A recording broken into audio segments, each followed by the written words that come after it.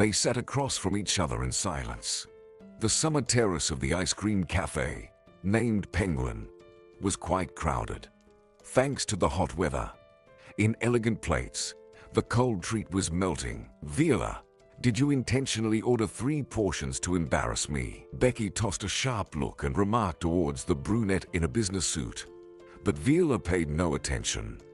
Then, with a mocking tone, she remarked, "Silent treatment. Don't want to talk to me. I partially understand. If I were in your shoes, I might have acted the same." Finally, Viola glanced at her friend, but immediately averted her eyes. Thoughtfully, she brought the spoon to her mouth and delicately licked the melted ice cream. Everything in the world is changing. Only this cafe has the same amazing ice cream. To your question, Becky, I'll answer affirmatively. Yes, I intentionally ordered 3 portions. The third one is for Lindsay. Following Viola's lead, Becky also indulged in the treat. But after Viola's last words, she choked and coughed loudly. Viola looked at her without remorse. In the past, she would have rushed to help and patted her on the back. But in the current situation, it was inappropriate. So, indifferently, she advised, "Take a sip of water. It will help." Becky took a few sips from a tall glass and looked up. She blushed and breathed heavily, but the coughing fit subsided. "Oh, I haven't had that happen to me in a long time. Probably loaded some nasty stuff into the ice cream." Viola threw another sideways glance. "Nonsense. I'm fine. Just don't think about extraneous things while eating, and your thoughts are wandering who knows where." Becky shuddered. Viola even thought she saw the attractive and well-groomed body sitting across from the blonde emitting sparks. The tone of her friend also became provocative. "You guessed it, Viola. I'm thinking about something completely different. I, for example, don't understand this symbolism." Becky's face contorted into a grimace of suffering, and imitating her friend, she said, "The third portion is for Lindsay." "Viola, what's with this charade? Yes, Lindsay is no longer with us. You're grieving, and so am I. Believe me, my heart aches no less than yours. If that were true, you would find time to accompany our friend on her final journey." Viola pushed her empty plate away. "But I invited you not to hear explanations, but for a completely different reason." Becky abruptly stood up, forgetting about the ice cream. The miniature spoon slid out of the plate due to her sudden movement, and a white spot quickly spread on the polished surface of the table. But she didn't notice. Her emotions were at their peak, and she passionately expressed herself to her friend. "Viola, don't pretend to be so righteous. I couldn't come. It didn't work out. My life is a mess right now." 2 large teardrops rolled down Becky's cheeks, and she gracefully wiped them away. "It's all coming together. Unexpectedly, my mom got sick, and before I could recover from that blow, I found out about my husband's infidelity. And now there's trouble with Lindsay." Becky expressed all this in one breath, and her speech was so poignant that the wall of misunderstanding began to crumble. Viola hugged her friend by the shoulders, and Becky could no longer hold back. Tears streamed from her eyes. "Viola, if you only knew how difficult it is for me.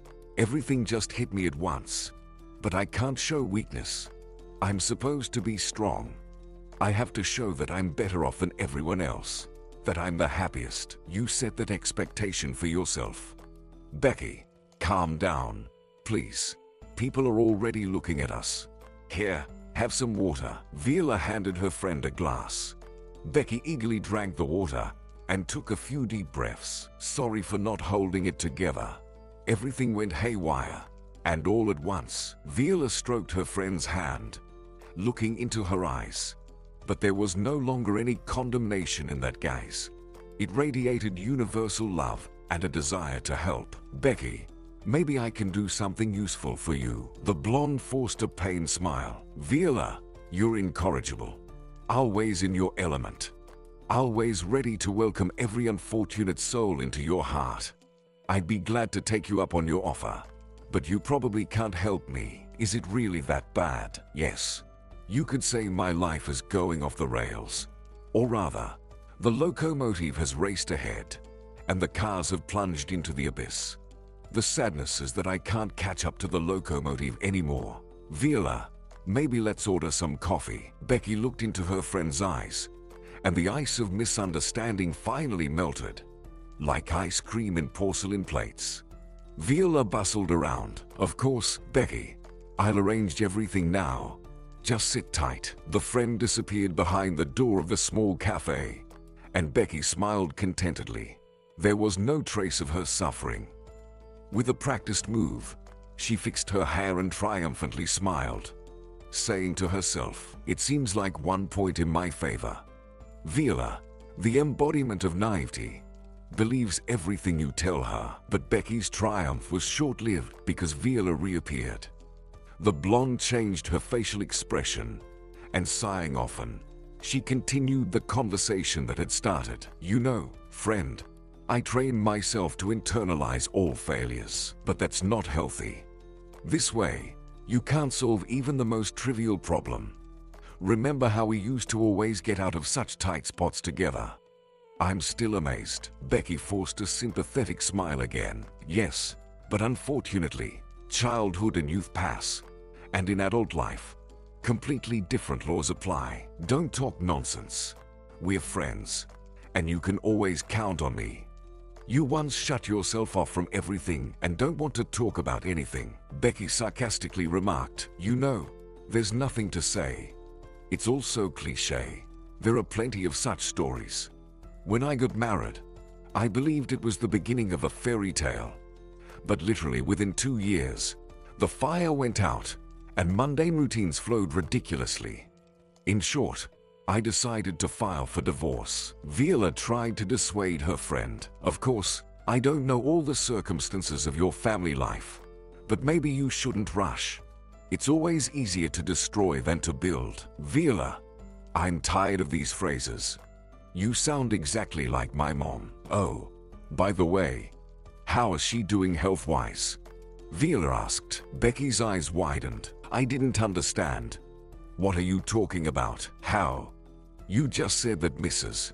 Letterman is seriously ill, so you couldn't come to Lindsay's funeral." "Oh, yeah, my mom has heart problems, and her blood pressure is erratic.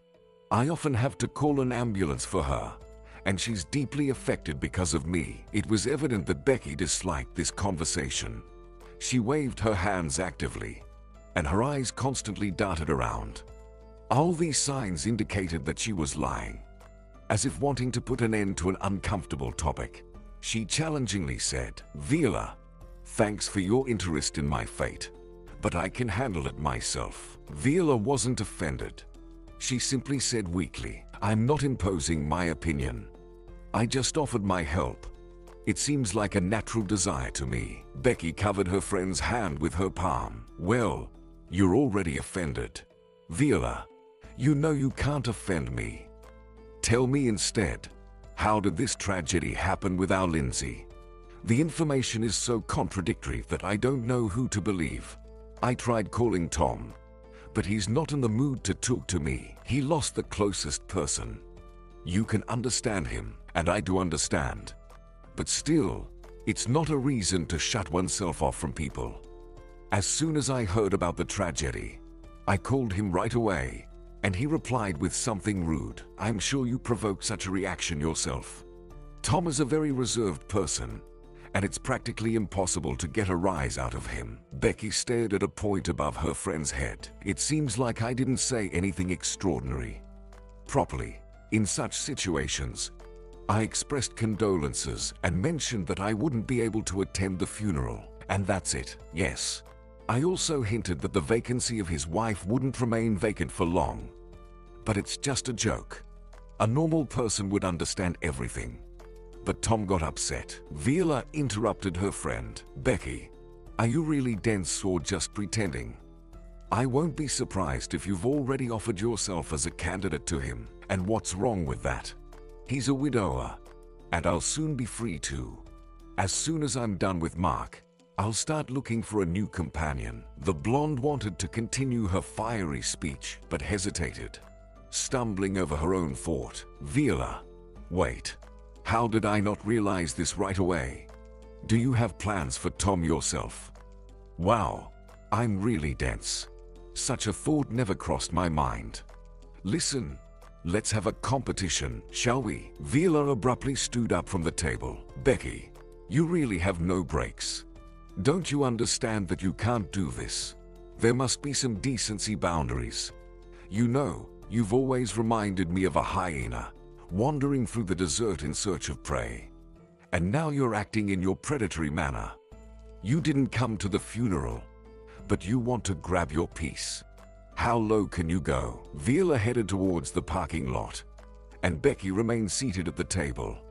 A triumphant smirk froze on her face, and she whispered, "Well, that's settled." Taking a sip from her cup of cold coffee, Becky remembered that she still hadn't learned the most important thing.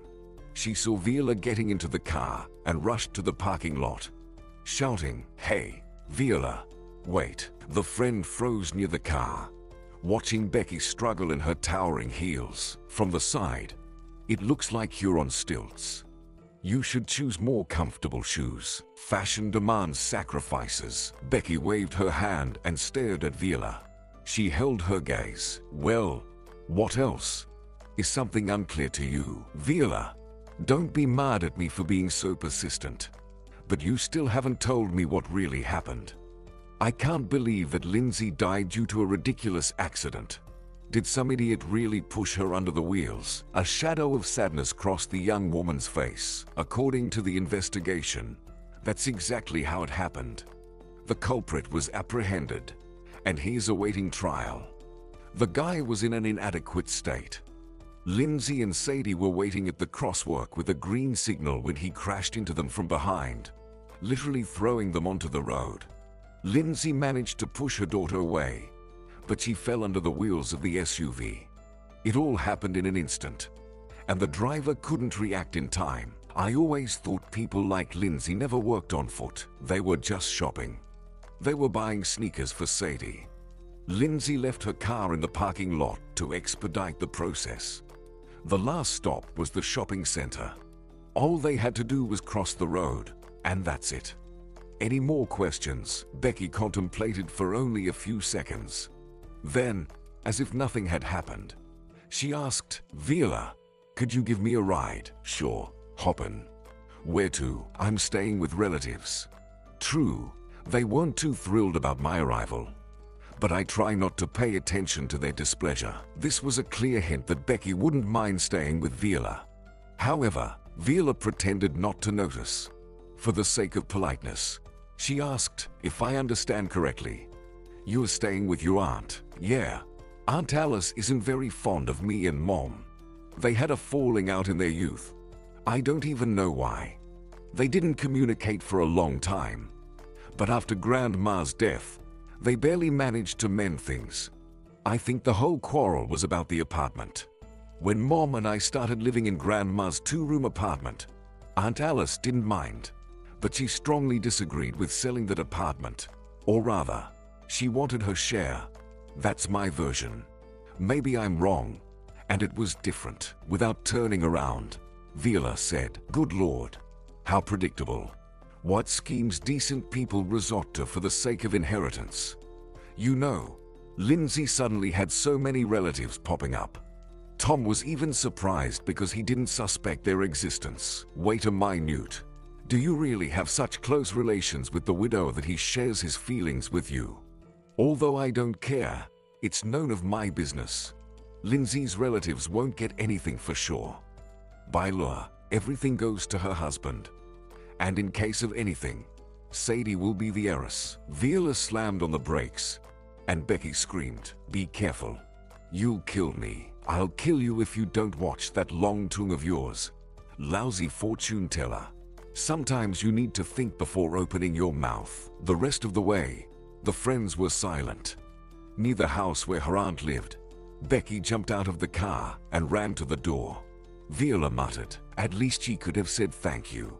As if I'm her taxi driver." She slammed the door, thinking that life is easy for someone as carefree as Becky. Despite her dramatic displays in the I'm the Unhappiest series, Viola remained unimpressed. In the memory, one by one, the memories of Becky's misdeeds resurfaced.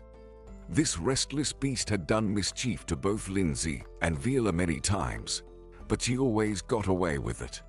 Intuition hinted that the friend had not exhausted her capabilities yet, and in the near future, she would undoubtedly present another surprise. If friendship is compared to a river, the source of their union initially resembled a thin stream. Lindsay and Becky attended the same kindergarten. Then, on a warm September morning, they went to first grade together.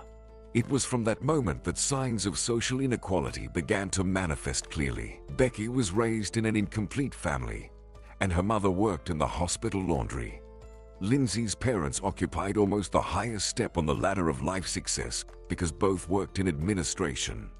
Due to their young age, the children did not attach importance to these differences, but teachers reminded Becky of them at every opportunity. You, girl, are lucky that Lindsay is your friend. She is very smart, and her parents are very influential. Stick with her, and you will always be lucky, the teachers would say. Becky and Lindsay were inseparable at school, and after classes, Lindsay's dad would give Becky a ride home. A little later, she started spending weekends at Lindsay's house and even stayed overnight.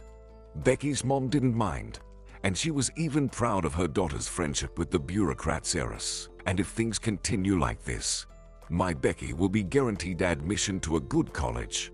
Lindsay's family treats her like their own, her mom would proudly state. Viola joined the duo in the second grade.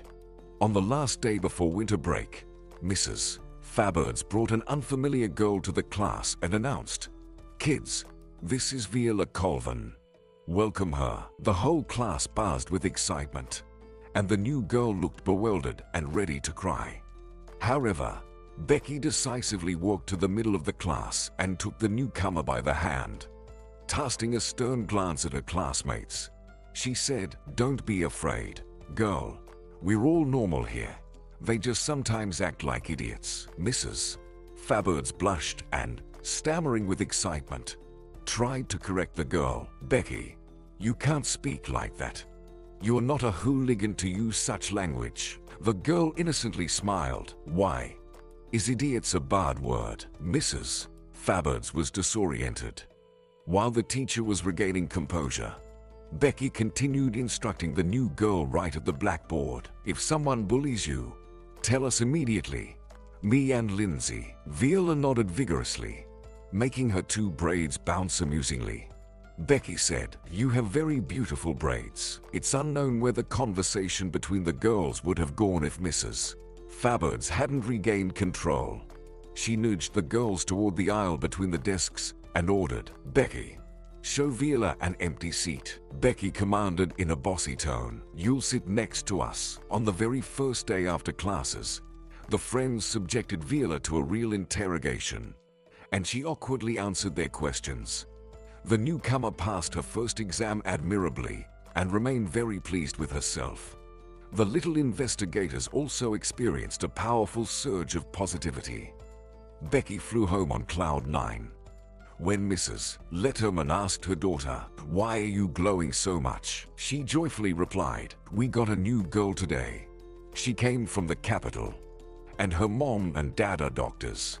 Now they will definitely treat me well." Mrs. Letterman affectionately patted her daughter on the head and then kissed the top of her head. "If you befriend the right people, you'll always get what you want. Do something good for them, and they will thank you in return." The mother's words sounded like advice at that moment. Becky stuck to both Lindsay and Viola like gum. She couldn't be peeled away. It was a mutually beneficial alliance. So, soon, without the involvement of the trio of girls, no school event took place. The friends enthusiastically read poems and sang songs, managed to attend various sections, and their active social life did not hinder successful studies. The girls were praised, encouraged with gifts and certificates. But it is known that over time, disagreements inevitably arise in any alliance. Once, a split occurred in the close-knit group. If in the early grades, Becky was the leader, later Lindsay took on that role. Viola never had the desire to lead and distanced herself from the struggle for leadership positions. Only once did she express her point of view. Becky, I think Lindsay deserves our trust. In general, she does everything great. She knows how to organize an event, who to turn to for help, and she studies much better than both of us. Becky listened to her friend. Well, Viola, I certainly didn't expect that from you. I couldn't understand why you've been so blatantly supportive of Lindsay lately. It seems like you're the embodiment of silent submission. Viola wasn't pleasantly surprised by such a statement. Think what you want. I just expressed my opinion. Becky toned it down a bit and began to criticize her friend from another angle. Viola, you misunderstood me. I just wanted to say that the desire to stay behind someone's back is not the best choice. If you follow such a rule, you can spend your whole life in the shadows. Personally, I don't like that prospect. And what do you suggest? Becky hesitated for just a few seconds and then decisively said, we need to clip the wings of our Lindsay a bit, so she doesn't get too arrogant. Viola even twitched at such a statement. So, you want to teach Lindsay a lesson? The young adventurer nodded joyfully. Well, yes, she's become such a bore. And for this great task, you want to involve me? Becky began nodding actively. No, Becky, I'll pass. Such schemes are not for me. Her friend's face turned green with anger. Do you want to secure a warm place for yourself in advance? You're a fool, Becky. A primitive fool. I absolutely don't care about what you call a warm place. I just stand for honesty in everything and against any conspiracies. Becky took Viola's refusal very painfully. It was a severe blow to her self-esteem, and she decided to prove the importance of her personality to her friends. However, for this purpose, the girl chose the most radical method. When Becky appeared in class dressed all in black with hair dyed the same color, it caused shock. Classmates had different reactions to the altered image of the girl, but the teachers were not going to tolerate it. The homeroom teacher scolded Becky in front of everyone on the same day. Becky, what is this circus? Coming to school like this? The girl just smirked. What's bothering you? My hair color or clothes? While the teacher figured out what she disliked more about the student's appearance, Becky went to her seat. Lindsay moved aside and whispered, have you gone mad? Becky smirked. Come on, enlighten me. You're the smartest one among us. A role model. Lindsay guessed that her friend was deliberately provoking a scandal. She silently grabbed her bag and moved to sit next to Viola. From that day on, Becky distanced herself from her friends for a long time. She spent her free time with other goth enthusiasts. If at school the girl appeared in a relatively decent manner, outside, she paraded in unthinkable clothing, and around her neck was an accessory resembling a strict dog collar with spikes. When the friends accidentally met Becky in the park, they were horrified. Viola, we need to do something. We can't just watch this chaos calmly. After all these subcultures are not only dangerous for the mind, they threaten lives in general. Lindsay, what do you suggest? We need to talk to Becky's mom. With the best intentions, the girls headed to the hospital where Mrs. Letterman worked after the lesson. However, Becky's mother calmly listened to them and then advised, look after yourselves. It's easy for you to talk. You have money from all sides, while Becky and I barely make ends meet. Mrs. Letterman didn't forget to mention the parents of her daughter's friends, whom she believed were just sitting at work, providing no benefits. The girls left the stuffy laundry room without finishing listening to the woman. Lindsay said sadly, I think Becky's mom is upset with the whole world. Viola agreed with her, that's for sure. But in her failures, she blames anyone but herself. And it's sad. Lindsay, what are we going to do? I don't even know. Let's wait a bit. However, the wait-and-see attitude of the friends resulted in serious consequences for the whole trio. One late evening in Lindsay's apartment, an alarming call rang out. Her dad picked up the phone, and his face immediately became tense. Yes, I know Becky Letterman. Okay, "I'll come right away." Lindsay guessed that something terrible had happened. Holding her breath, she watched her father. He said, "Your friend is at the police station." They called from there. She got into some kind of trouble. "I'll go help her." The father returned a couple of hours later and said, "Daughter, we need to talk seriously." Lindsay followed him into the office, preparing for the worst. Her premonitions did not fail her. "Lindsay, please understand me correctly. You know, all these years, I've only welcomed your friendship with Becky, treated her like my own daughter. But lately, something strange has been going on with your friend. But she has a mother. Let her deal with it. I'm even upset that Becky referred to our acquaintance when she was at the police station. And it's doubly unpleasant that a connection with such an unconventional person can affect your future. So, I'll say it straight, I don't want this girl to appear in our house." In the household, the head of the family's opinion was considered low, so Lindsay didn't dare to object to her father. The next day, she was surprised to learn that Viola's parents also forbade her from being friends with Becky. Of course, complying with their demands was impossible since the girls studied in the same class. Although communication continued, it took on completely different characteristics. Becky didn't like to recall her last school year because that's when she suffered the biggest fiasco of her life. Her attempt to prove her uniqueness turned into serious trouble. Even now, she couldn't understand how her enthusiasm for a popular subculture almost made her an outcast. Goths strictly adhered to a certain set of rules, and their distinctive features included not only clothing, hairstyles, and accessories, but also a lifestyle. Initially, Becky perceived this hobby as a game, but soon she realized that breaking free from the goth community was not so easy. Of course, she couldn't tell her friends, and especially her mother, that she fell into a trap.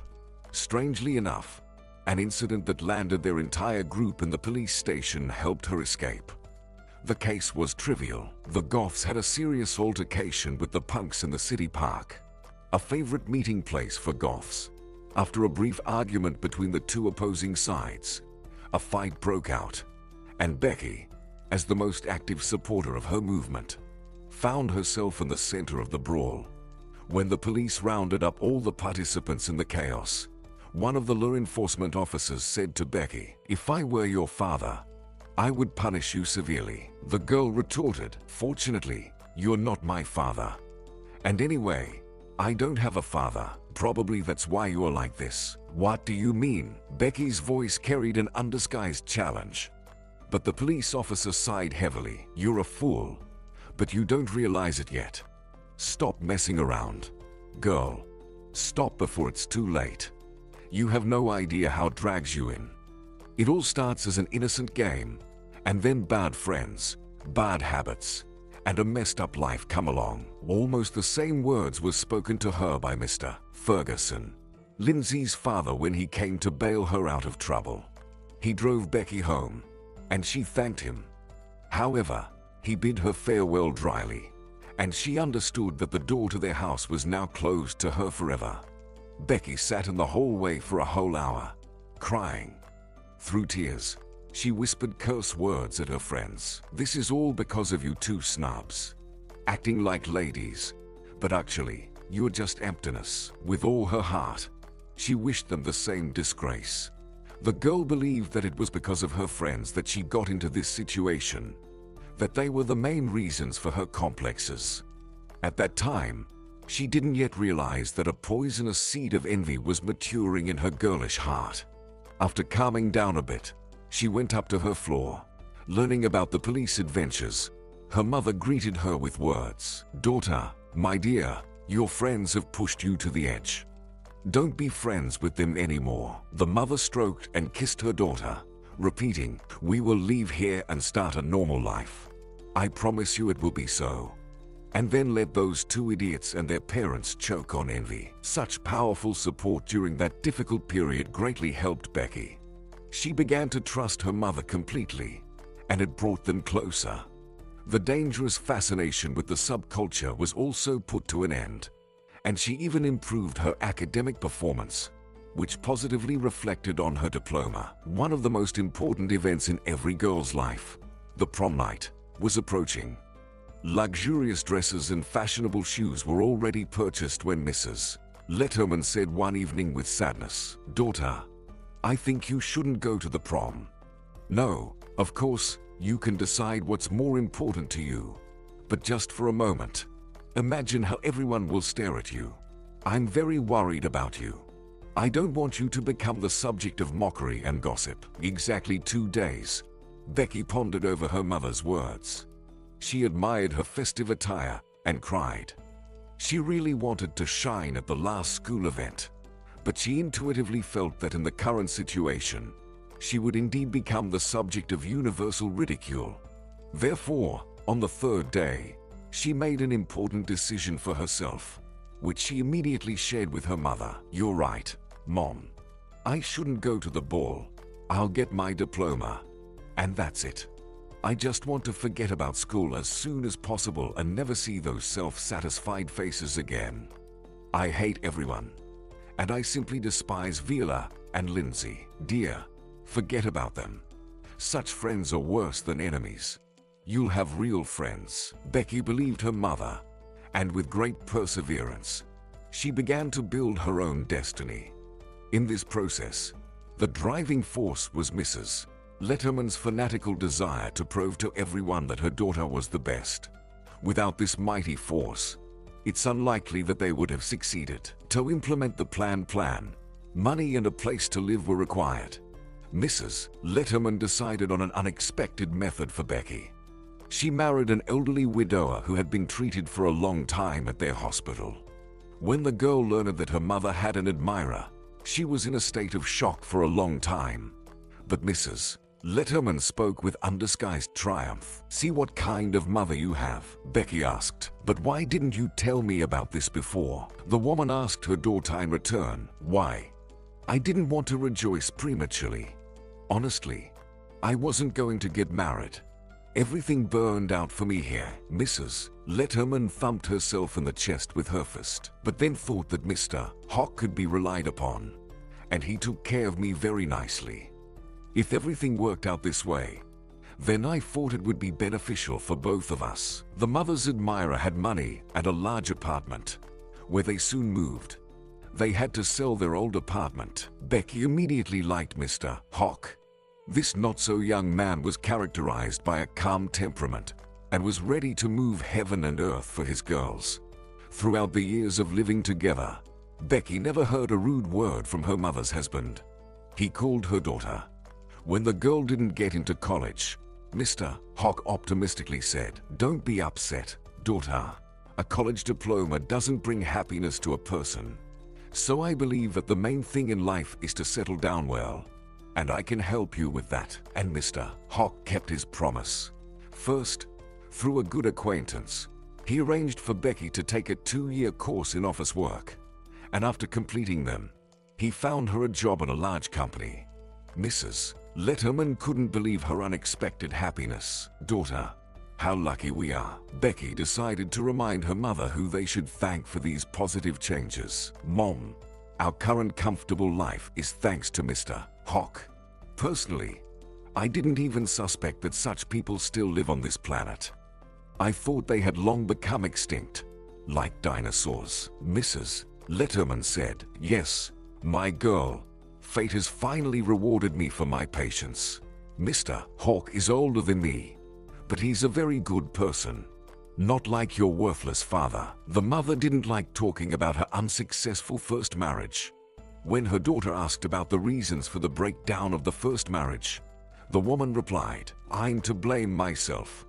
Fell for sweet words and didn't see the scoundrel in him. From her mother's stories, the girl also learned that her father ran away when she was in the maternity hospital. Scoundrel. Couldn't choose a different moment. Didn't even wait for your birth. Imagine what it was like for me. All husbands came with flowers for their wives, and mine never came. After discharge, I returned with you, and the house was empty. He took everything, even the towels and bed linen that were given to us as a wedding gift. Since that day, I stopped believing in men." And Mr. Hawk, You believed him, didn't you? A smile froze on Mrs. Letterman's face. Daughter, Mr. Hawk is different. Such people are rare nowadays. We immediately had that chemistry between us. I also want to advise you not to pay attention to handsome guys, but to decent ones. But Becky's mother's recommendations fell on deaf ears. She just muttered to herself, honesty and decency are not enough for me. Becky, what did you say? Nothing. Mom, you misheard. The girl didn't want to upset her mother, so she didn't say that she had a completely different view of her future life. A good job was a guarantee of a high salary, and Becky quickly appreciated the benefits of a comfortable life. The young HR employee spared herself nothing, buying only branded items, quality cosmetics, and jewelry. She was often showered with gifts by Mr. Hawk, her stepfather, who had worked as a procurement officer for many years at one of the enterprises. Therefore, the man had money and valuable connections. To look brighter and more attractive, Becky decided to radically change her hair color. Many in the office didn't recognize the elegant blonde as the clumsy HR assistant who, until the transformation, closely resembled a gray mouse. It was Becky's shining moment. She began to be actively courted not only by peers, but also by more mature colleagues at work. Such attention was pleasant, but among the crowd of admirers, the girl couldn't find a worthy candidate for the role of a husband. 1 year followed another. Becky was appointed head of the HR department, but her personal life remained unchanged. Therefore, Mrs. Letterman began to worry. Becky, you'll end up an old maid. The mother touched upon this sensitive topic not for the first time, and Becky interrupted her dissatisfaction every time. Mom, are you at it again? Everything has its time. Don't worry, you'll definitely have grandchildren. Oh, I hope to live long enough to see it. After all, you only talk about it. After the sensitive topic about grandchildren, she sighed a little, then exclaimed, Becky, I almost forgot to tell you. The news is amazing. You probably haven't heard that Lindsay, your former friend, is getting married. She met a rich guy. Otherwise, it couldn't be with such parents. She's marrying someone named Tom Anderson. A pang struck the girl's heart. No, Mom, I haven't heard. Where did you get this information? Mrs. Letterman squinted cunningly. Your aunt told me. The girl was surprised. Aunt Alice. Well, you and she, I think, are not on good terms. Her mother sighed. We were in a quarrel, but now we've made up. Years fly by. It's time to forget old grievances. I was wrong in something, and Alice was wrong somewhere too. But we are still sisters, and family should not be pushed away. So, if you decide to visit our dear little town, you can stay with Aunt Alice. Unexpected, but great. Honestly, you've made me happy. Wait, when is Lindsay's wedding? The mother stared at her daughter with suspicion. Becky, what are you up to again? Nothing special. You persuaded me to visit our lovely town yourself. I'll take a vacation and go. Becky, maybe you shouldn't. If you do something again, people will end up hating us. Mom, don't worry. Everything will be fine. I'm not the same girl who could be easily offended. Mrs. Letterman shook her head disapprovingly, but didn't object to her daughter's decision. The adventure-prone girl was immediately excited about the idea of attending her childhood friend's wedding. The next day, she approached her boss in his office. Mr. Dillon, I need a vacation. The boss immediately adopted a stern tone. Becky, it's impossible. You know we're short-staffed right now.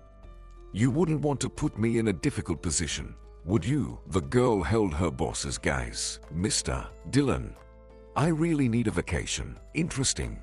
What reason compels you to request a vacation from me? My friend is getting married. I can't miss such an event. A spark appeared in the boss's eyes, and Becky realized that he wouldn't refuse her. I would understand if it were your wedding, but a friend's. All right. You know how to get what you want.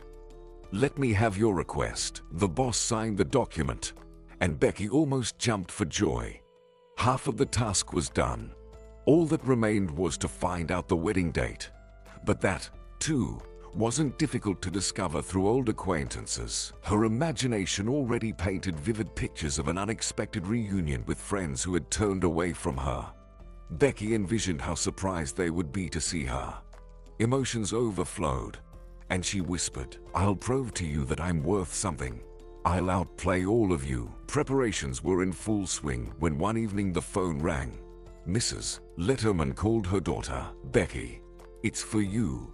The voice is familiar, but I can't remember." The girl picked up the phone, from which immediately came, "Becky, sorry to bother you." A shiver ran through her body because Becky recognized her friend's voice. "Lindsay, is it you?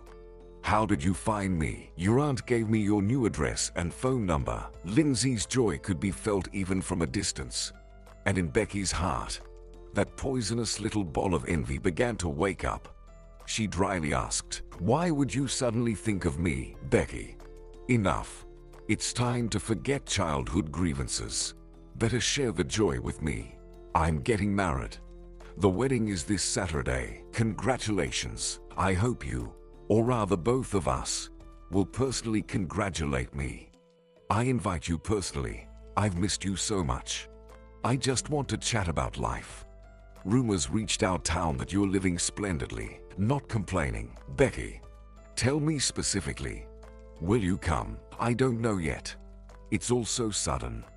If you had warned me earlier. I have difficulties with work. My boss recently appointed me as the head of the department. You understand what responsibility that is. Becky, please, I really want to see you soon." "Okay, I'll try. But I can't promise." Becky liked being persuaded. In childhood, she always pretended to resist a little before agreeing. Lindsay knew about this trait, and it touched Becky deeply. After the phone call, she whispered angrily, "What a fool. She thinks she did me a favor by inviting me to her wedding. Another show. Well, Lindsay, I'll make it a celebration for you." Once again, Becky's agitated imagination painted pictures of future triumph. The girl was sure that with her luxurious outfit, she would outshine the bride. However, as is often the case in such situations, bitter disappointment awaited her. Lindsay's wedding, as she envisioned it, was not a noisy celebration with fireworks and other attributes. It took place in a recently restored mansion. Although Becky's outfit looked great in such surroundings, she didn't stand out among the guests because the other women were also wearing equally sophisticated dresses. So, no one paid attention to Becky.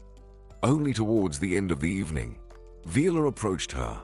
She kissed her on the cheek and said, "Sorry, Becky, for not coming earlier.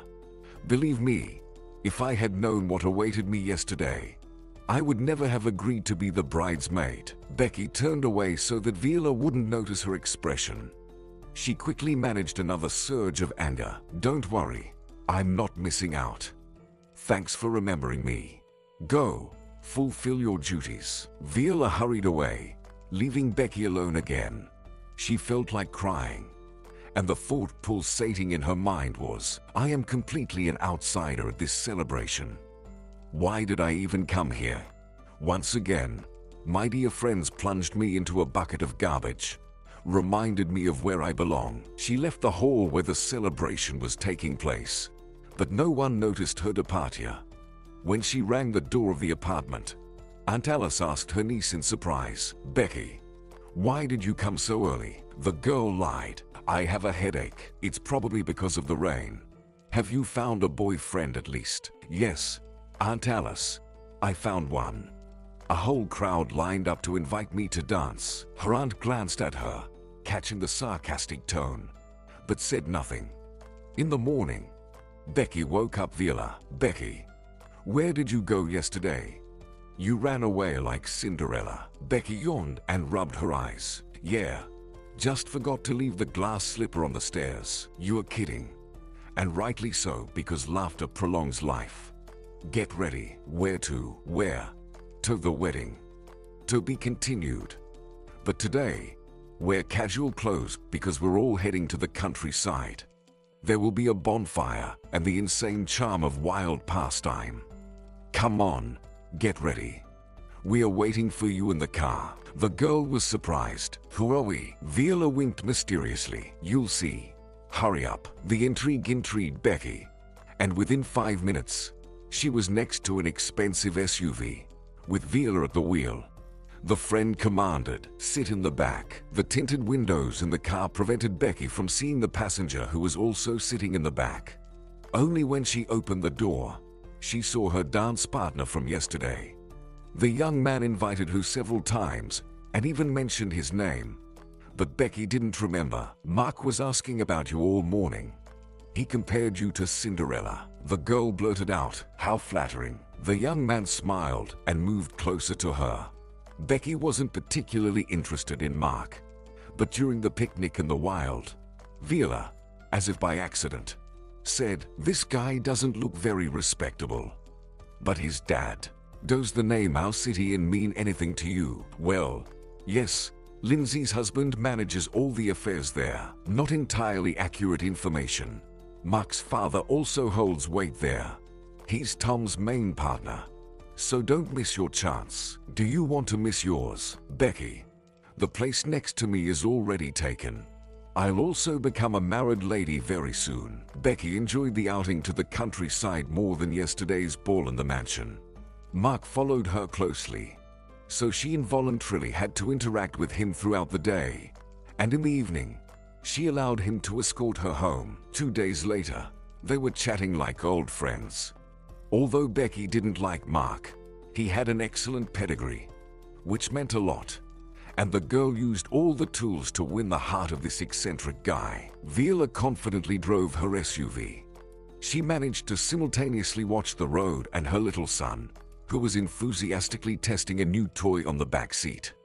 Caleb accompanied this process with cries and growls resembling the roar of an engine.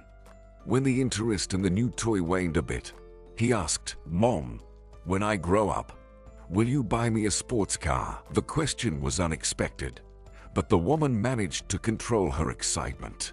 Without turning around, she replied, "Such models, kiddo, are very expensive. I don't have enough money for such luxury. Earn it yourself, and then you can buy one." The boy said discontentedly, "By the time I earn it, I'll be old. And they don't let old people into car races." "And what do you suggest?" For a couple of minutes, Caleb was silent. And then he said, "Mommy, don't pretend you don't understand anything. You're almost young and very beautiful. I see how Tom looks at you. Marry him, and everything will be good for all of us." Although Viola did not expect such a proposal from her son, she didn't even show that she was taken aback. "Caleb, for whom all of us," the boy answered with irritation. "For everyone. You, Sadie, and Tom. He will definitely give me a real sports car then because he has a lot of money. I didn't expect you to develop a selfish interest at such an age. And you want to achieve your goal not through your efforts, but through me. I'll tell you right away, son, that it's not very nice on your part. And I also have to disappoint you that in any case, you'll have to wait until you reach adulthood." Now it was Caleb's turn to be surprised. The boy was completely stunned, trying to understand the meaning of the complex term. "What is it, Mom? I didn't even memorize it." "Listen and remember. According to the law, only adults can drive vehicles in our country. And you're only 9 years old. So you'll have to be patient and wait." "Mom, can't we just buy a car in advance and let it sit in the garage?" They were already approaching the Andersons' cottage. Viola turned around. "Caleb, don't even think about telling Tom about your idea. I warned you." "What's wrong with that? By the way, Sadie doesn't mind me becoming her brother." The boy looked challenging at his mother, and she didn't know how to respond to this. Trying to maintain composure, the woman said, "Son, such questions should be decided by adults themselves. So, we're not allowed to say anything with Sadie." The automatic gates parted, and Caleb immediately shifted his attention to this mechanical wonder. "Cool. Like in the blockbuster I watched on the internet, where the gates also opened by themselves. In general, Everything in Sadie's house is cool. You enter the bathroom, the lights come on, and the washing machine turns on by itself. This system is called Smart Home. Caleb shouted, "Mom, do you think I'm completely little? I know more than you." Sadie showed me which buttons to press to close the doors. "I'm not dumb." Viola frowned. "Caleb, how many times have I asked you to speak to me in a normal, human language?" The boy puffed with indignation. "Dumb is a normal word. Our teacher often uses it when we fool around in class." She yells, "You're dumb." The woman smirked. "Enough. We've arrived. Get out." Caleb jumped out of the car and rushed along the tiled path to the two-story house. Tom and his daughter greeted the guests at the front entrance. The man gallantly offered his hand to the lady and helped her up the stairs. The children exchanged conspiratorial glances. Sadie intentionally loudly said, "Caleb, I'm waiting for you. I want to show you something." The boy's eyes lit up. "A new computer game." The girl grimaced. "I haven't played for a long time because it's entertainment for losers. I have other interests." It was said with obvious arrogance. But Caleb wasn't offended. "Okay, let's go see. Maybe you'll manage to surprise me." The children disappeared into Sadie's room, and the adults stayed in the hall. Tom looked thoughtfully at Viola. "It's good that you came. Sadie and I have got news to you over this year. Sometimes it's even awkward that we add extra troubles to you." The man spoke sincerely, and it deeply touched Viola. "Tom, my visits to you don't cause me any discomfort. On the contrary, I enjoy talking to you." And now Caleb can't wait for the meetings with Sadie. They've become friends, and that's good. I've noticed that too. And about our communication, I must admit that I have similar feelings. The man cast a fleeting glance out the window. Our little mischief makers are already outside. It seems like there's a perpetual engine inside them. Viola smiled. "In childhood, everyone is like that. Lindsay, Becky, and I sometimes did such things." She noticed a tremor in his hands, and a shadow passed over his face. "Sorry, Tom." It slipped out involuntarily. "No, everything's fine. I've long accepted the status of a widower. Only sometimes memories of happy moments come back to me." He mechanically adjusted his shirt collar, as if suddenly finding it hard to breathe. Then, in a lively voice, he asked, "I hope you'll stay for dinner. Mrs. Douglas cooked something unimaginable today. I can tell by the aromas wafting from the kitchen. You're lucky with the cook. As for Caleb and me, we eat semi-finished products. I love to cook, but free time is catastrophically scarce. Work, work, always work." The man didn't take his eyes off, and Viola felt uncomfortable under his heightened attention. She often, especially lately, caught herself thinking that there was something more than ordinary interest in the gaze of her late friend's husband. As if reading her thoughts, he averted his gaze. "Viola, how about a glass of wine? I got an excellent one recently. The aroma is delightful. Do you like dry wine?" "Tom, did you forget I'm driving? Won't you stay? Tomorrow is a day off, and we could go out to the countryside together early in the morning. There are wonderful places here, and it's more fun for the kids together." Viola felt a hot wave rush to her face. "Absolutely.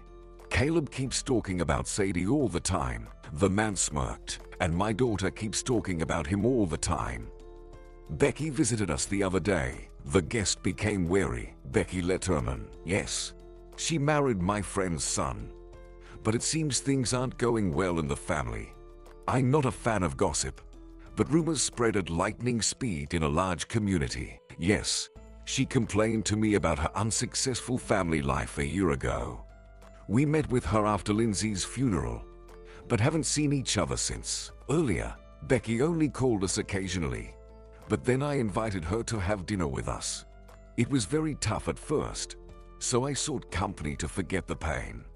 And thank you, Viola, and your friend Becky, for being there in a difficult moment. I'm sure you, Tom, would have done the same if something happened to your friend. Undoubtedly, thanks to your support, my daughter and I managed to endure this trial. It's hard to believe that a whole year has passed. He looked at her again as if he wanted to say something important, but hesitated. At that moment, a satisfied Mrs. Douglas appeared. "Tom, should I bring dinner to the dining room? Or will you eat here?" The man held a short pause. "Miss Douglas, what if I ask you to set the table on the veranda? Would that be too much trouble for you?" The woman waved her hands. "Of course not. I'll fulfill any of your whims. Just say." The cook disappeared, and the man tried to explain his decision. "It's stuffy in the house, and there's fresh air on the veranda." Vila understood that behind this banal excuse, he was trying to conceal his true intention. She had long had suspicions about it, but didn't want to rush events. Dinner went almost like a family gathering, warm and cozy. Caleb and Sadie quickly emptied their plates and then ran off again. On his way, the son whispered to Vila, "Sadie showed me her drawings. She's great at it. She said she'd be an artist." Without waiting for his mother's response, the boy ran after his friend. Tom said thoughtfully, "Childhood is the happiest time. No worries, no troubles, no need to solve serious problems." The woman understood his hint and asked, "Tom, if you have any problem, don't hesitate to speak. I'll only be glad to help you." He nervously smiled and unexpectedly said with irritation, "Regarding help, Sadie and I are already taking advantage of your kindness and attention. But I want to talk about something else entirely, and I think you know exactly what." Seeing her surprised look, he added, "Vila, forgive me if I said something wrong. I've never been in such an ambiguous situation before. But we're not at an age to observe formalities. I know it sounds wild, but I've been thinking about you for a long time. Not as a kind fairy who takes care of us and Sadie, but as a woman. I understand it's not the right time yet, but I can't help it. I really want a woman's love, and our children need a complete family." He stumbled over his words. Vila laughed. "Tom, is that all?" The man was disappointed with his unsuccessful explanation. "I wanted to say it differently, but it came out like this. Sorry, Vila. In short, I think we should live together." "So you are suggesting Caleb and I move into your house? Well, how will our union look from the outside?" The man fidgeted. "Well, yes, of course, we will formalize our relationship properly. You're free, and so am I. Nothing is stopping us. So, it is a proposal after all." "Vila, please, don't play dumb. It's hard for me even without your mockery. Just tell me, are you agree or not?" Vila became serious. "Tom, I need to think. I'm not ready to immediately change my life. I just need to rethink everything." He approached her so closely that she felt his breath on her face. "Vila, I understand you perfectly, and I'm willing to wait, but I still hope you'll accept my proposal." That evening, Vila stayed at his house. She and her son spent the night in the guest room, but she couldn't close her eyes until morning. She thought about Lindsay and about her unsuccessful personal life. She didn't blame her husband for the family breakdown. Clark just turned out to be a weak, indecisive person. He couldn't handle even a slight challenge. Sad tears clouded her gaze when she remembered how her husband panicked at the serious illness detected by doctors during a medical examination. Vila scolded him. "Vila, what will I do alone with a little child?" She yelled at him. "Why are you burying me prematurely? Today, this illness is successfully treated." But such arguments didn't work on her husband, and he continued to poison the atmosphere in the house with his panic moods. Under his influence, even Caleb began to throw tantrums out of nowhere. Vila had to save someone, and she decided that her son was more important.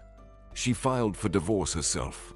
Clark seemed to take the news, as it seemed to her, with joy. Later, it turned out that the diagnosis was a mistake, but Vila couldn't forgive her husband. She didn't even want to keep his last name. Tom was the complete opposite of Clark. He embodied everything that characterizes a real man's strength of spirit, will, confidence. Caleb tossed in bed next to her. She kept thinking about the proposal from her late friend's husband.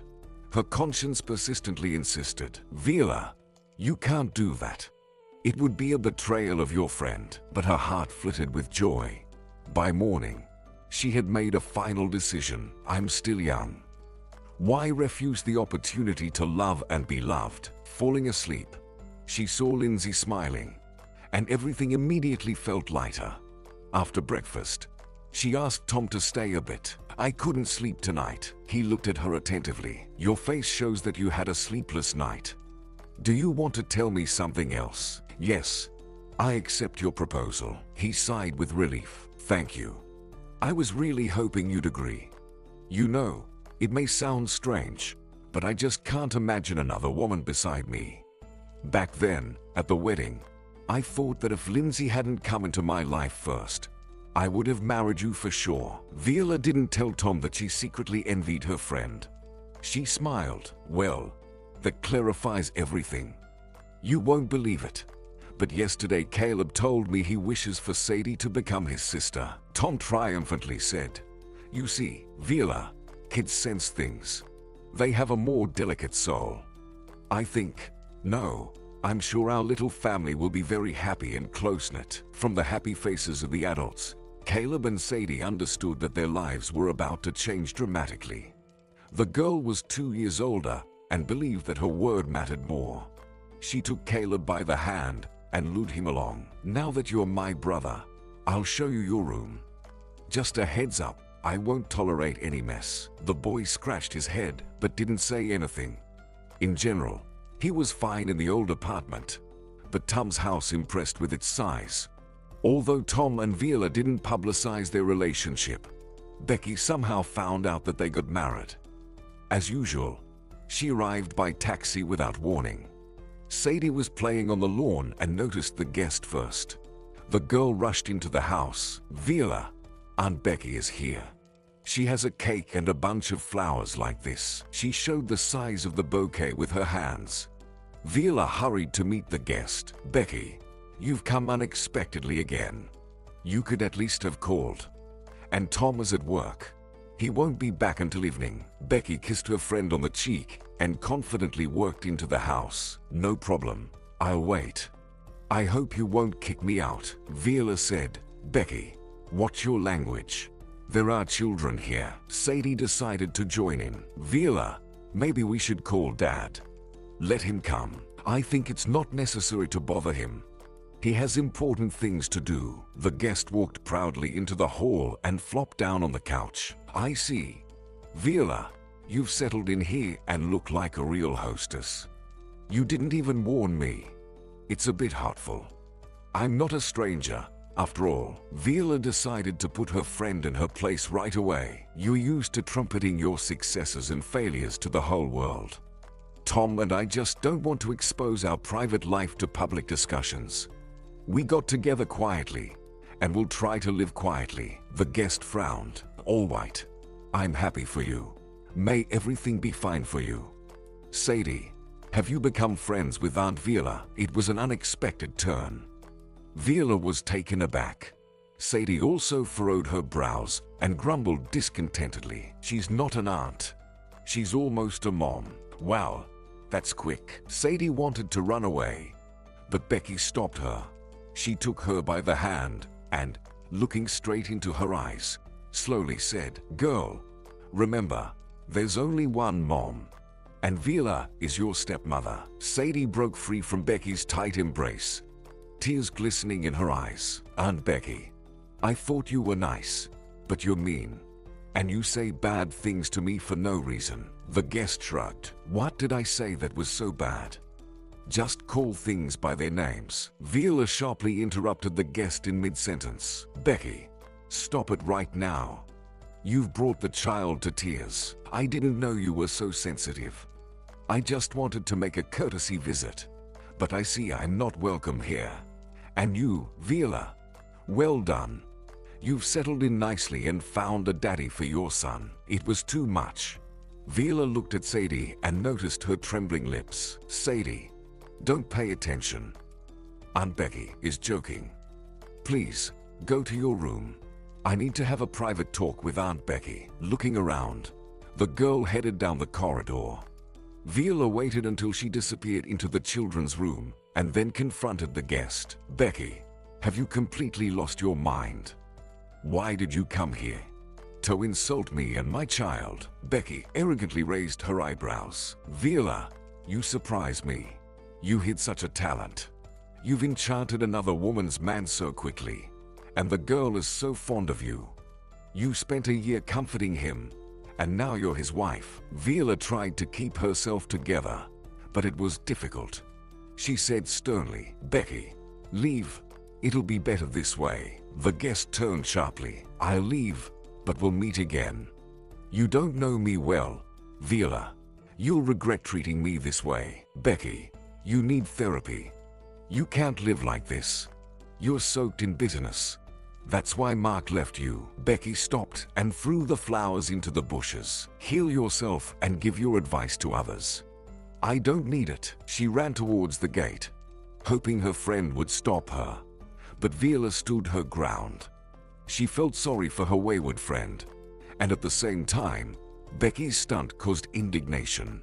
From behind, Sadie's voice was heard. Aunt Becky left. Why did she call you a stepmom?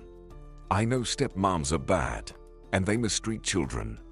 But you're kind. Viola hugged the girl. My dear, forget what Aunt Becky said. She just has a bad mood today. Viola didn't want to tell her husband about the unexpected visit from her friend, but Sadie managed to report it to her father. Dad, Aunt Becky came in a taxi today. She argued with Viola and even called her a stepmom. I'll tell Caleb everything, and he'll get back at this nasty woman. No, we'll do it together. We'll ambush her and splash mud from a puddle on her. Tom looked at Viola questioningly, and she felt an unpleasant chill run down her spine. Tom, I didn't expect it myself.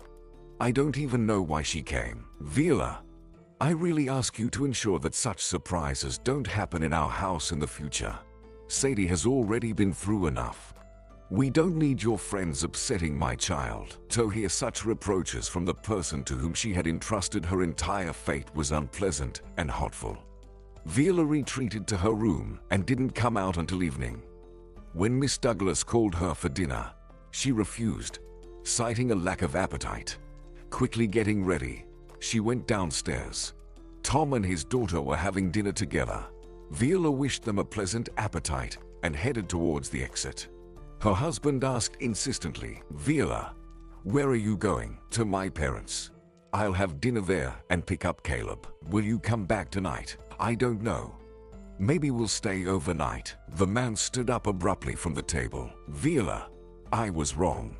Forgive me. Tom, such scenes are not for the eyes, ears, and the child. Let's postpone sorting out our relationship.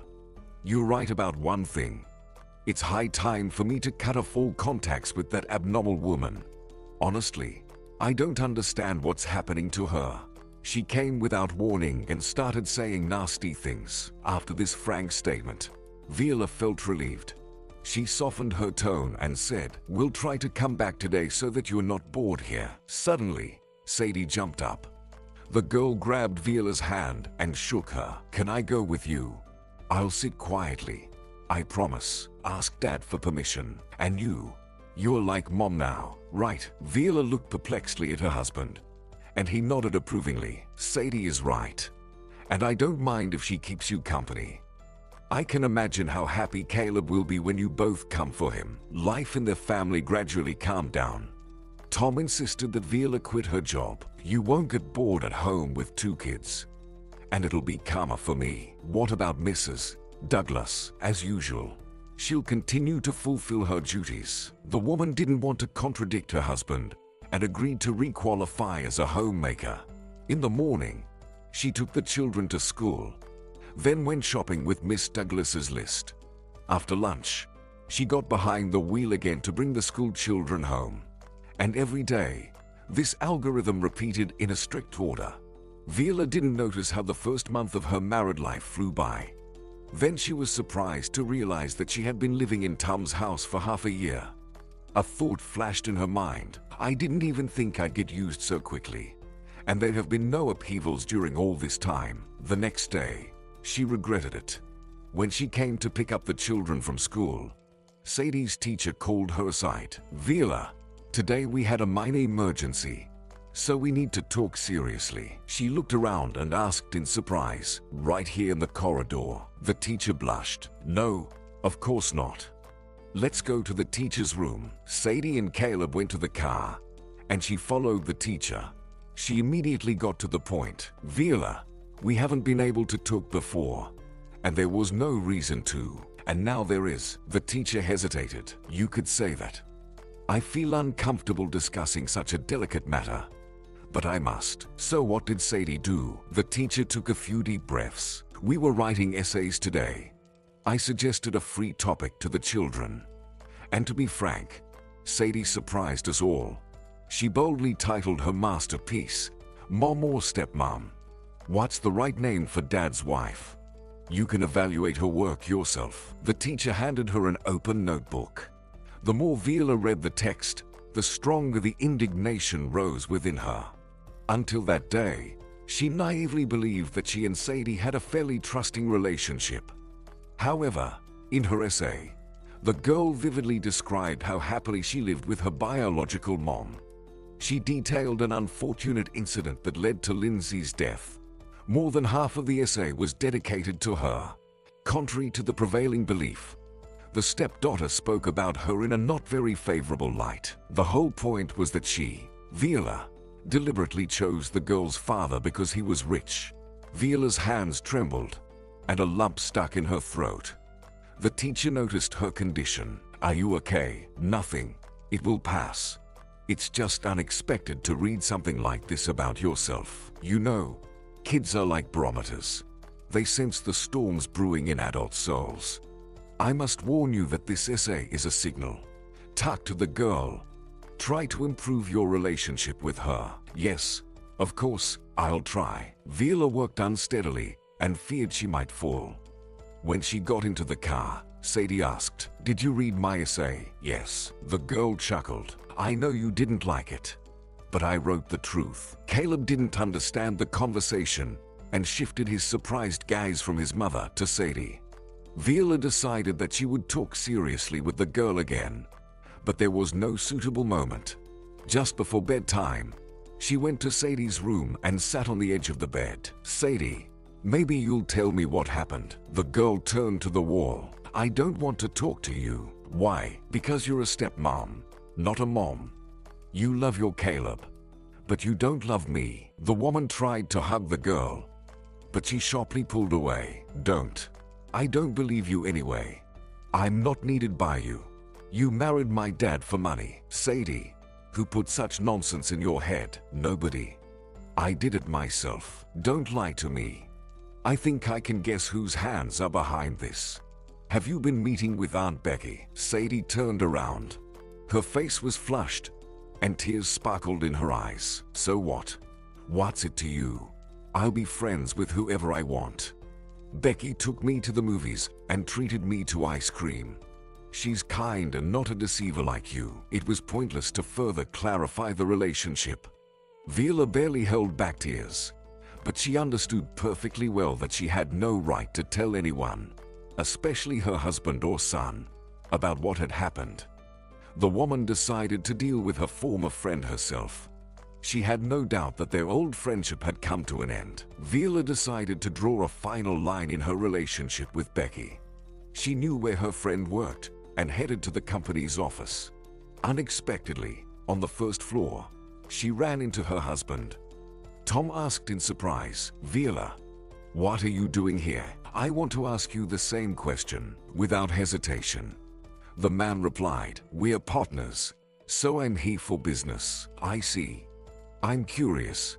Do you often meet with Becky?" "No, occasionally. But today is a special case." Becky asked for a loan. Not a muscle twitched on the man's face, and Vila understood that he was telling the truth. However, she didn't miss the opportunity to be sarcastic. "Becky earns quite well herself." "Yes, but someone in her family is sick. I think it's her stepfather." I didn't delve into details. She asked for money, and I gave it to her. Tom hurried. "Okay, I don't have time. The meeting will start in 5 minutes. Are you here to see Becky? Did she call you? No, I'm not here for her. Viola waited until the elevator doors closed with her husband inside. She realized that under the new circumstances, her visit to Becky was inappropriate. Maybe she really has a misfortune. Well, I'll wait for a better time. But the everyday worries overwhelmed the woman, and she forgot about Sadie's essay. Later, Becky called herself and sadly reported that Mr. Hock had passed away. She was sobbing uncontrollably, and Viola understood that these were genuine tears. She thought Becky might have shared it with her husband, Tom. I think we should all go visit Becky together. Of course, tomorrow we'll stop by, buy a wreath, and everything that's customary in such cases. People came to say goodbye to Mr. Hock, his friends and colleagues from work. So many gathered that a long queue formed. Tom whispered to his wife, "You can unmistakably determine a person's character by the funeral ceremony. It's evident that Mr. Hock was respected. I would like to be remembered the same way." Viola flashed her eyes and whispered, "Don't talk about such things." Noticing them, Becky perked up. She thanked them for coming. "Viola, Tom, thank you. It's very noble of you." Tom handed her an envelope. It was a small amount, but he thought it would cover immediate expenses. "Thank you. I'll make sure to return it. I'll also return the money I borrowed earlier." In principle, it wasn't needed. Mr. Hock was in line for a transplant. He had liver problems. The operation date was set, and the money was there. But he suddenly caught a cold. That's it. He was such a good person. He loved me like a real daughter. I don't know how my mom will survive all this. Viola comforted her friend. "Come to us with Mrs. Letterman. Can I?" "Viola, are you not upset with me? No hard feelings when there's such sorrow. Come." Becky didn't make them wait long. The day after the funeral, she came for a visit. She behaved less provocatively than during the previous visit, but Viola noticed that the guest paid more attention to Sadie.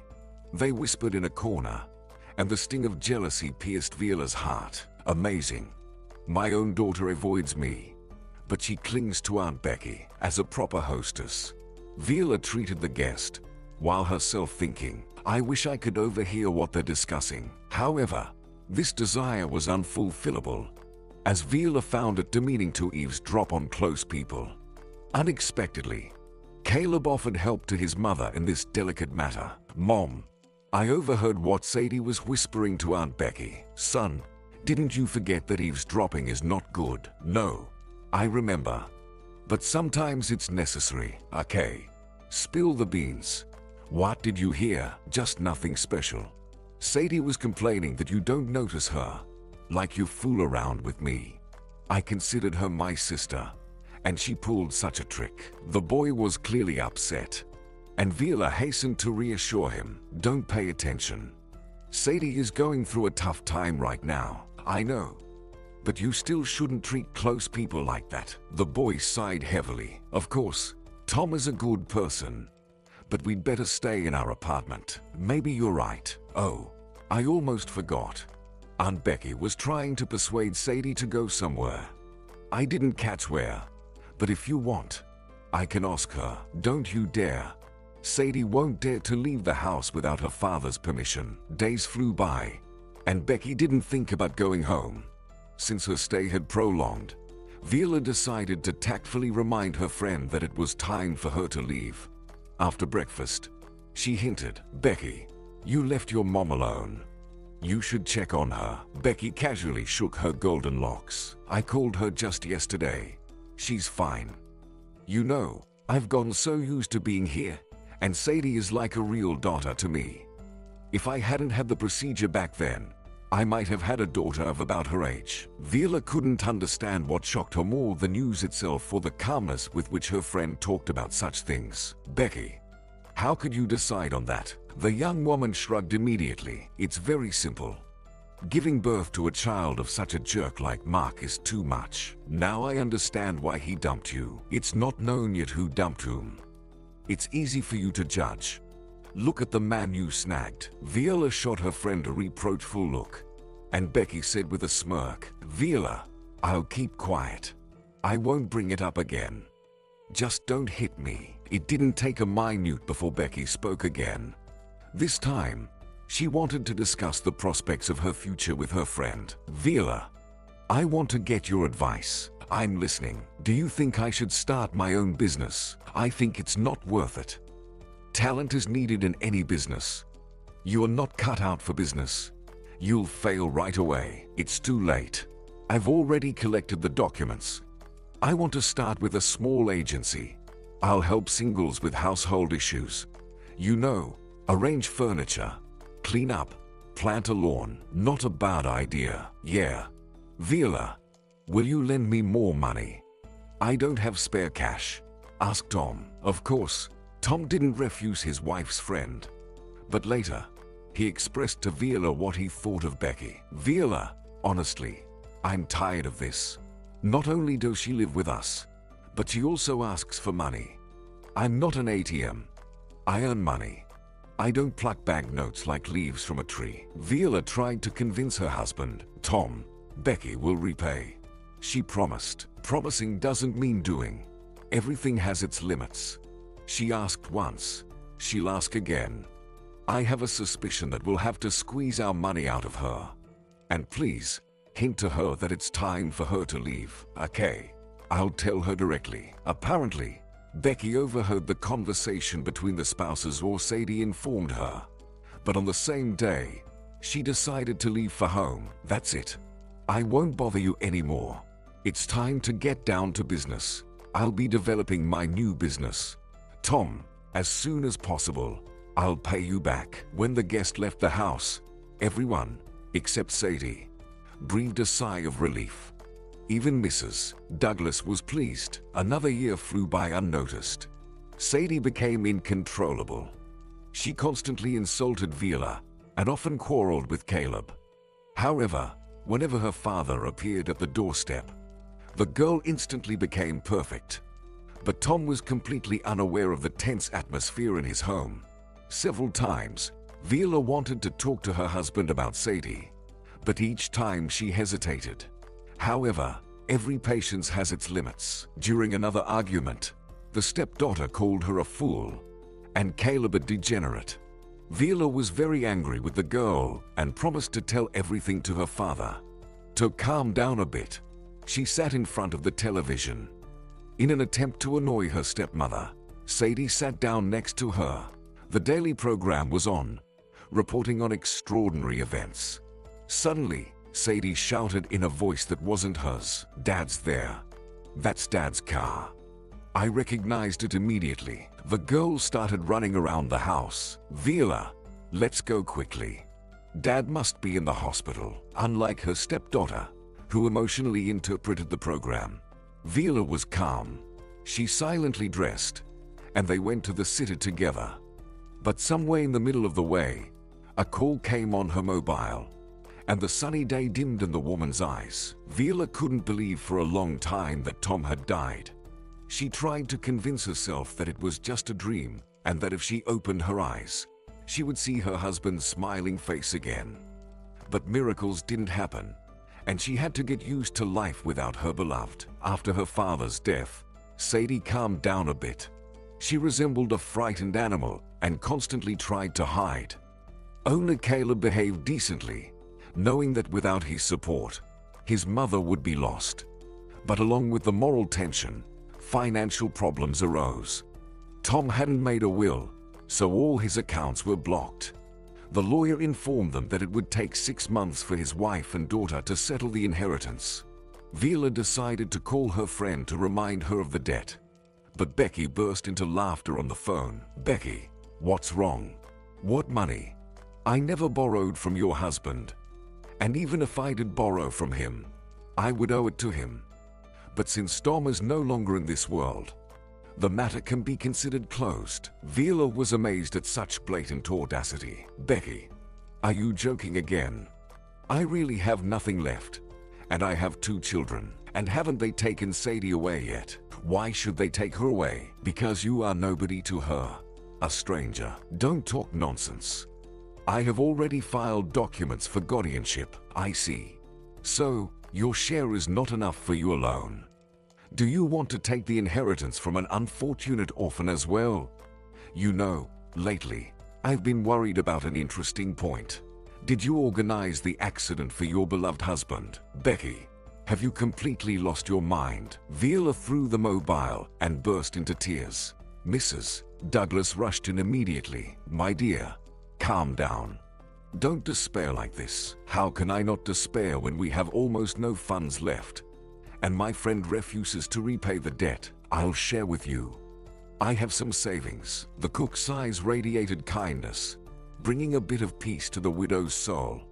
Viola couldn't pay this woman for the past few months, but Mrs. Douglas continued to come to their home.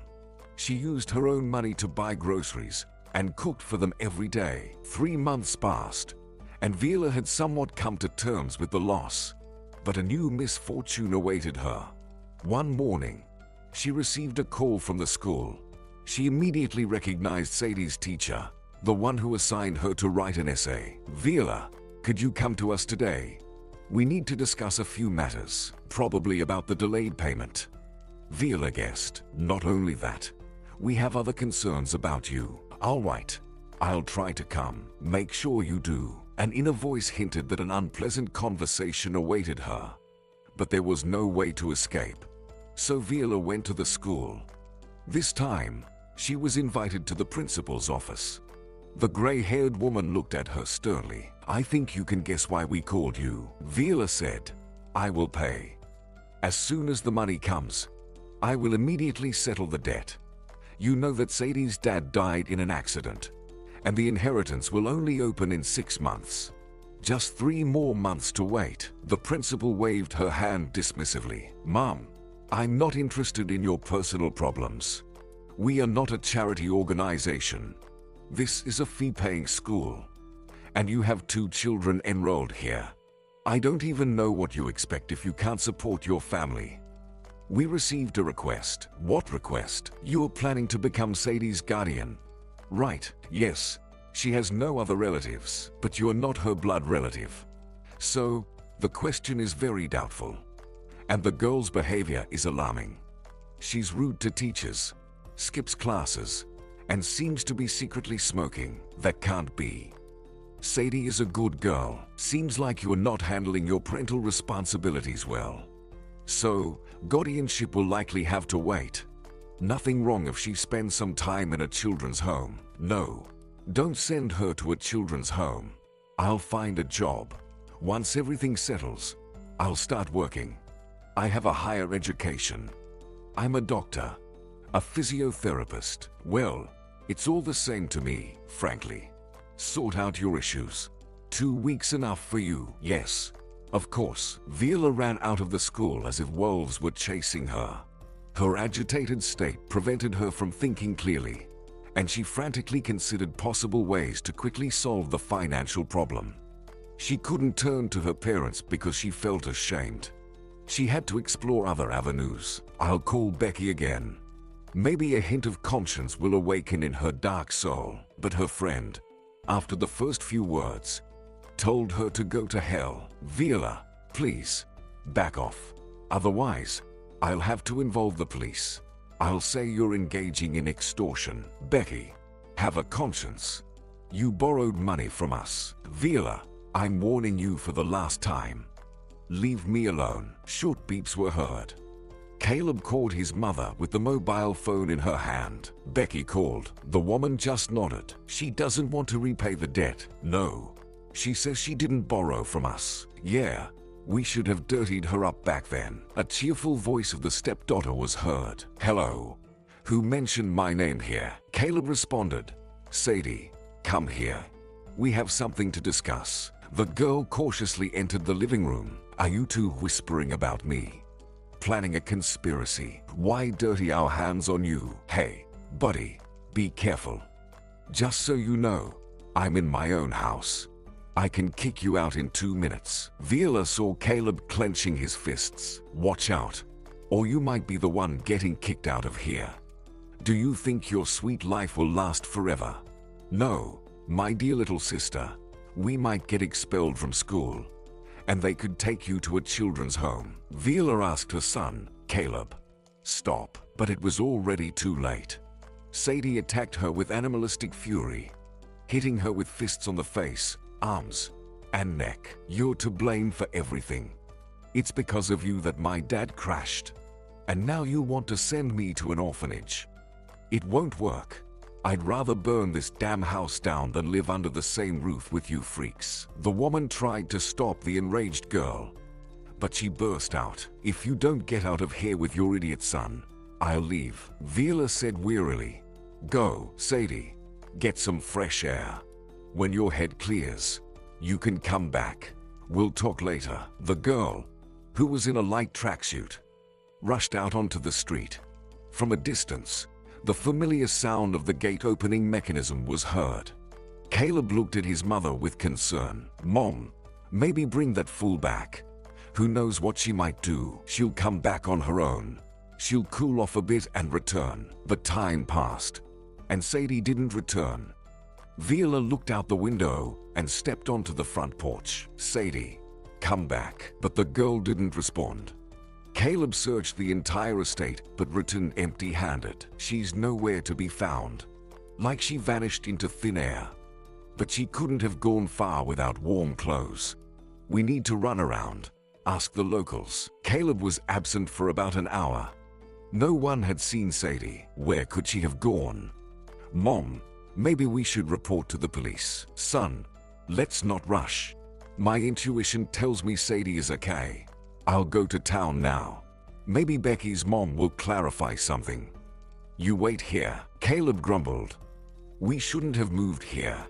I knew we'd only find troubles here. Vila, always careful on the road, drove the car at maximum speed this time. Although she remembered the area where Becky lived, it took some time to find the right house in the evening. Becky's mother opened the door. Who are you? Vila realized that the woman didn't recognize her. I'm a friend of your daughter. Vila, you must remember me. We came to your hospital a long time ago when Becky was causing trouble. Mrs. Letterman waved her hands abruptly. Don't dare to speak ill of my daughter. It's you, the evil ones, who drove her to this. The woman's shoulders shook, and she unexpectedly leaned on Vila's shoulder. I have no more strength. Why am I being punished like this? I've tried all my life for her, denied myself everything so that my Becky could eat as well as others and dress nicely. And she abandoned her mother. I don't know where she ran away. Yesterday, she sent those damn texts to someone all day. Work called too. But I don't know what to tell people. Vila felt a deep sense of pity for this woman. After her husband's death, she had lost weight and aged significantly. On the way back, Vila reflected on how strange life could be. People go about their lives, enjoying the sunshine, and then suddenly, disaster strikes, leaving all the joys in the past. Yet, Vila had managed to grasp some of that joy, while Sadie was just beginning her life. Vila was almost certain that Sadie's disappearance was connected to Becky. She promised to get back at me, and now she's come up with the most terrible way. Ruined her own life in her youth, and is now meddling in the life of this poor girl. A soul hunter, Vila thought. The next morning, Vila, accompanied by her son, went to the school. Hope warmed her heart that Sadie wouldn't skip classes, but the girl was not there. When Vila explained the situation to a familiar teacher, the response was disapproving. You were claiming guardianship. You can't be trusted with even a kitten. Probably tormented the girl, and she ran away. I'm surprised your son hasn't run away from you, the teacher remarked. Vila cried for a long time, and Caleb tried to comfort her. Mom, you're the best, and the teacher is lying. We'll find Sadie, and no one will put you in jail, Caleb assured her. Vila also wanted to believe in better outcomes. However, as days passed without any news from her stepdaughter, and Becky remained unresponsive to calls, Vila decided to go to the police. Becky hadn't felt this exhilarated in a long time. Over the past few days, she had seen herself as the heroine of a thrilling adventure. She cared little about Viola's current state. The future of the teenage girl concerned her even less. If her plan succeeded, she would become the owner of a considerable fortune. Sadie looked at Becky with admiration. She had recently picked her up from the mall parking lot. Becky cheerfully asked, "Ready for a new life?" The girl nodded. "Of course, I'm ready." "You were right, Becky. My stepmother was just pretending to love me. It's just as you said. She acted like a victim, forgave everything, just to convince me that I wouldn't be needed by anyone else. I almost believed she truly loved me until my dad's money ran out, and suddenly, all the love disappeared." Becky smiled even wider. She was quite the psychologist. Now all that remained was to convince this naive girl that she loved her sincerely. Unlike Viola, to prove her love, she didn't need much, just let Sadie do anything she wanted. An interesting thought crossed Becky's mind. She needed to frame Viola for everything, making sure she wouldn't get guardianship. After all, what kind of guardianship could it be if the child ran away from her? Then she could formalize guardianship over Sadie with the girl's consent. Of course, after that, she would allow Sadie to go all out, acknowledging her as someone unable to make decisions independently. Becky would control all the money. Wasn't that her ultimate goal? Becky was so lost in thought that she ran a red light. Fortunately, no one collided with them. Sadie looked at her with an admiring gaze. "Well, Viola always drives so carefully that it makes me sick." "It's fun with you, Becky," Sadie exclaimed. Becky laughed. "We've only been together for the first day. Gradually, you'll find out who truly loves you." They arrived in a small, remote town. Sadie asked, "Are we going to live here?" "Don't be upset. Just for a while. You understand that Viola won't give up the money easily. We need to expose her. Then we can come back. Can you endure it for a while?" Becky explained. "Of course, I can. Do I have to go to school here?" Sadie inquired. "What school? I never understood people who, having so much money, still go to school," Becky remarked. Sadie joyfully clapped her hands. "Hooray! I hate school, and I'll definitely write a letter to Viola. And you'll send it from somewhere." "Agreed. I hope it will be a very good letter." "Absolutely. I'll express everything to her. And, by the way, I think we should report to the appropriate authorities that she kicked me out of my own house." "That's a very good idea. We'll definitely take care of that." Viola couldn't find peace. She had been to the police several times, but they hadn't provided any meaningful information. "Wait, we're conducting a search," they told her. People from child protection organizations and various agencies kept coming to their home. Viola was going crazy with all of it. One morning, the phone rang. "Viola, yes, it's me." Her chest turned cold. She hoped for some good news about Sadie. "Could you come to the investigator's office?" "Yes, of course. Tell me, is there any news about Sadie?" "Yes and no. Come over. We need to talk." Viola didn't understand the strange words. She quickly got ready, and as she was leaving the house, she bumped into Caleb. "Mom, where are you going all disheveled?" "They called from the police and asked me to come." "Something about Sadie." "I didn't even understand." The investigator spoke strangely. Caleb decisively turned around. "I'm coming with you," Caleb stated. Viola didn't argue because worry was squeezing her heart. The investigator greeted them with a nod. "Maybe it's better that you both came. Let's get everything straight right away," the investigator said. "Get what straight?" Viola was completely bewildered. "We'll figure out why you started treating your stepdaughter so poorly right after her father's death. Perhaps because you no longer had access to his money. Or because now you could reveal your true face," the investigator explained. Viola felt everything around her sway. The last thing she remembered was her son's frightened face. He was shouting something. But what? She no longer understood. She woke up in the same office. The investigator stood over her with a glass of water in his hand. "Please understand. You can faint as much as you want, but it won't help you. Your stepdaughter Sadie testified that you simply kicked her out onto the street, apparently hoping that she would freeze, and when it's time to inherit, you'll be the sole heiress. What are you talking about? Vila exclaimed. Here, please read. It's all written here. I want to warn you right away that if everything is confirmed, you may face criminal charges. Vila took the papers. The more she read, the more she realized that Sadie was using Becky's words. She could see Becky's smug face as she read through how she manipulated her stepdaughter, mistreated her, and almost openly spoke about marrying her father only for the money. Vila returned the papers to the investigator.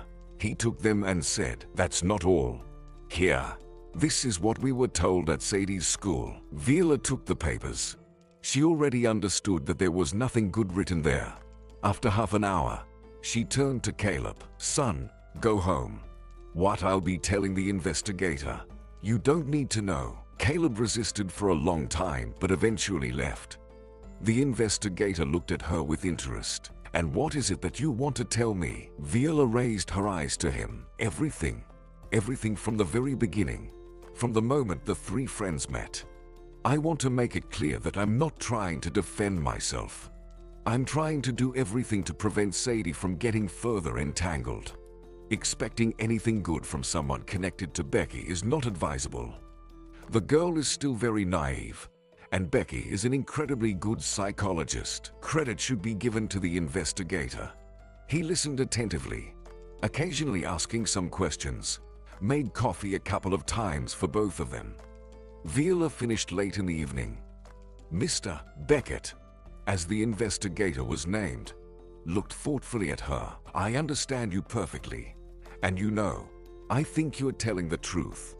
I knew your husband a little, and I don't think he would have married a bad woman. But proving anything will be very difficult, rather, almost impossible." "Why?"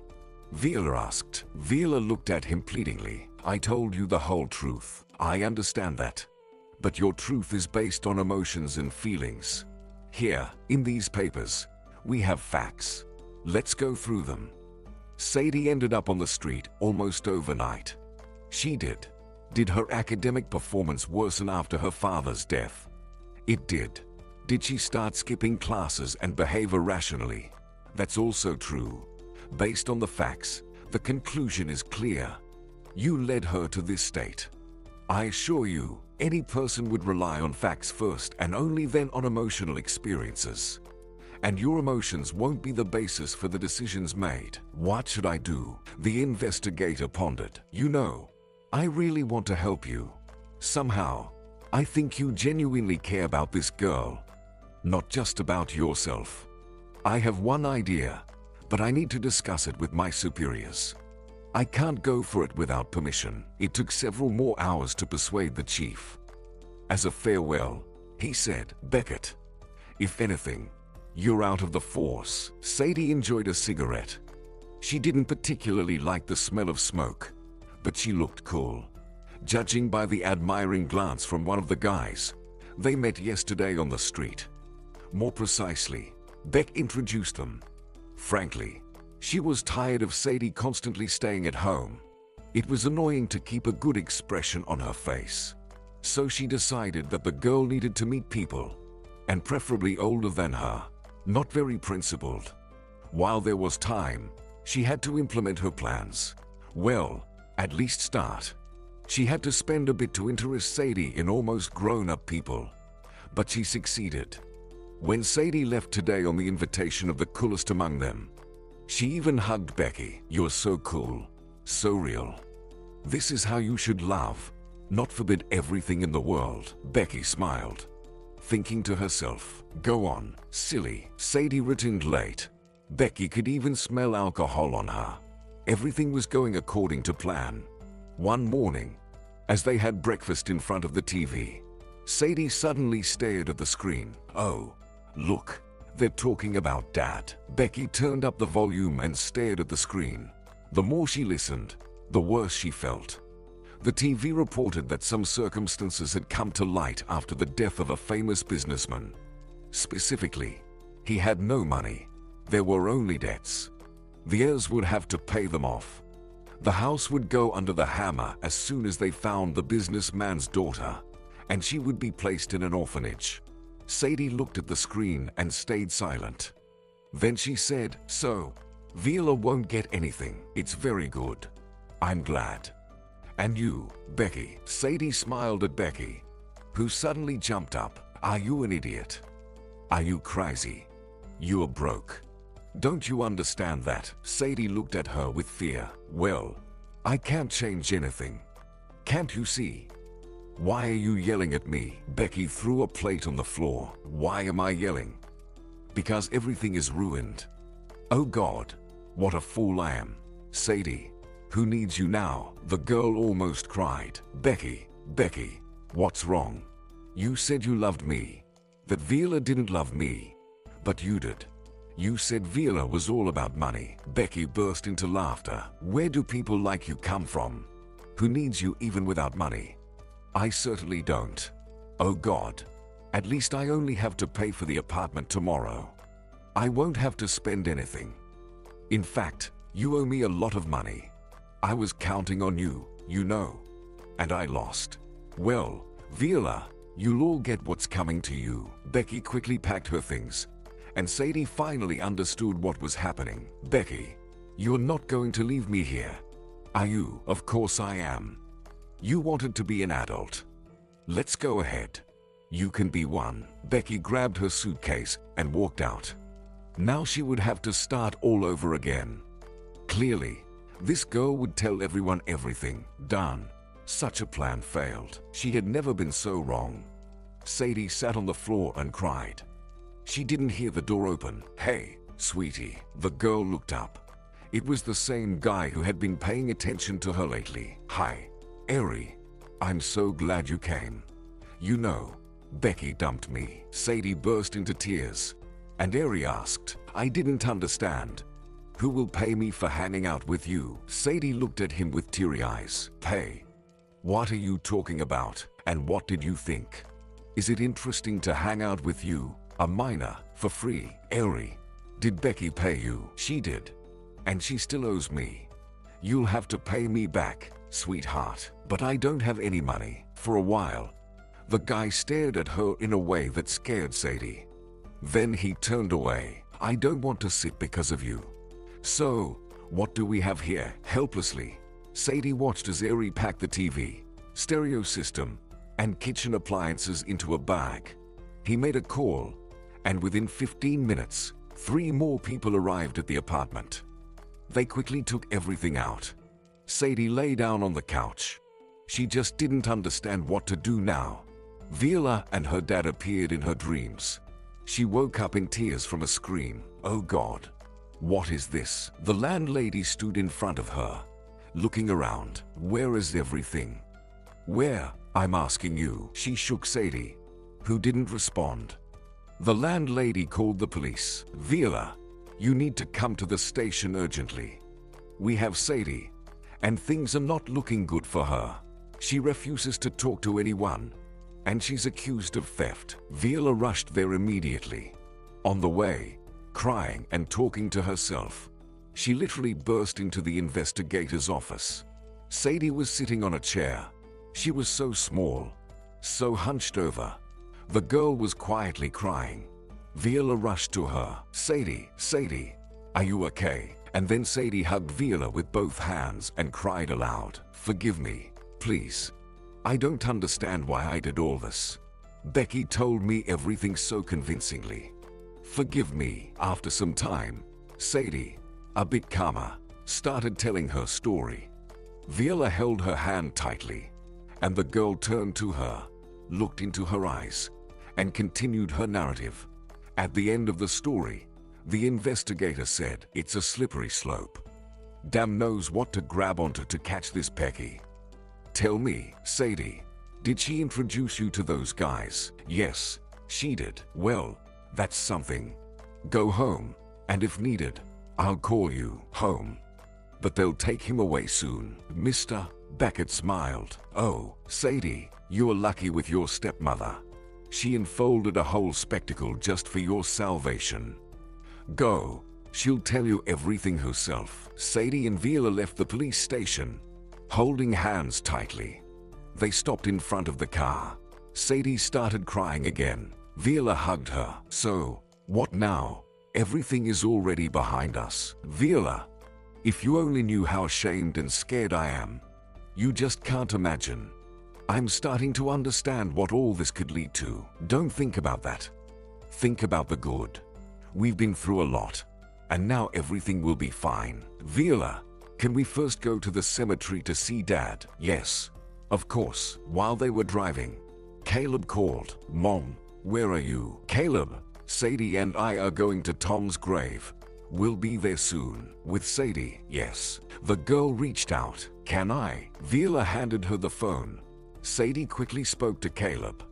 She apologized, called him a brother, and then handed the phone back to Vila. I just put myself in your shoes, and honestly, I don't know if I could forgive, as you do or not, Sadie said. At the cemetery, Vila tried not to disturb Sadie. The girl sat by her father's grave and whispered something. Vila understood that Sadie needed to express herself, perhaps say something that she could only entrust to her father, and she patiently waited. News spreads much earlier than people would like. When Vila and Sadie arrived home, they were already expected. There were 2 women from Child Protective Services and familiar teachers. Sadie, we are here for you. We remember how badly you were treated in this family.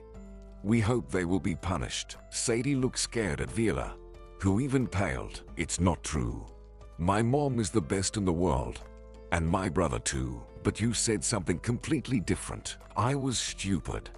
That's why I said that. Sadie, your stepmother hasn't paid for your education for several months. Sadie suddenly straightened up. So, teachers, people who are supposed to educate children, are only interested in money.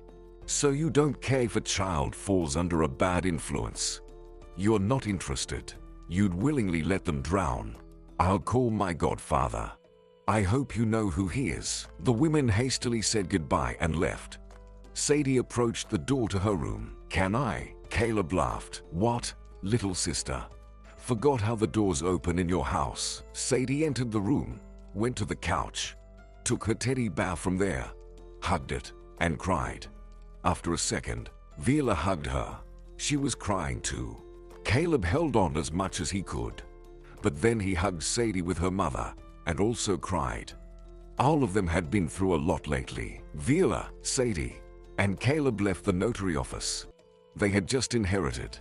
Vila was appointed Sadie's guardian, and she clapped her hands with joy. Let's go to a restaurant. Let's celebrate this event. Our teacher will be very upset tomorrow when she sees that everything is paid for. Vila smiled. Let's go. She walked, watching the children who, despite their age, ran and fooled around on the path. Today she was informed that Becky had finally been arrested. She even got a real sentence. Vila firmly decided not to tell the children anything and to help Becky's mom. You can't leave a person in trouble, especially when there is no one to help. Sadie, Caleb, be quieter. You'll break something. Sadie and her son caught her from both sides. Mom, we love you very much, even when you